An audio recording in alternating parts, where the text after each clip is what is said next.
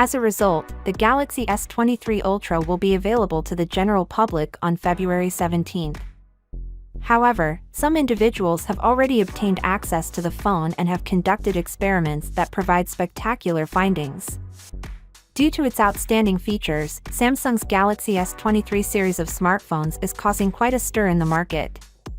Early benchmarks revealed that the phones have made a substantial improvement in graphics performance, and additional leaks indicate improved cooling, which will allow the smartphones to function more smoothly and effectively. 8K video capture is now possible, and the battery life is believed to be excellent, rivaling that of the iPhone 14 Pro Max. The previous flagship, the Galaxy S22 Ultra, was a fantastic phone in its own right, but it couldn't compete with the battery life of the iPhone 14 Pro Max.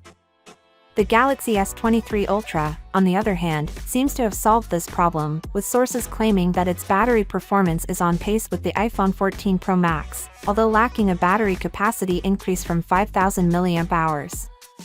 This was accomplished by optimization and the use of an overclocked Snapdragon 8 Gen 2 chipset, which provides more performance than the normal SoC. The whole Galaxy S23 series is powered by the same Snapdragon 8 Gen 2 processor, obviating the need for a separate market for Exynos and Qualcomm. Due to their bigger batteries, 200 mAh more than the Galaxy S22 and S22 Plus, respectively, the basic Galaxy S23 and Plus devices may have improved battery life.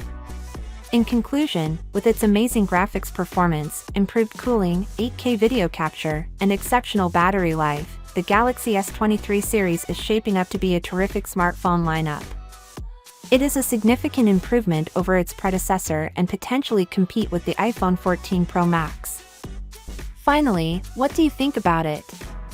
So without being said, let me know your thought in the comment below, and if you are new here, please subscribe. Peace out.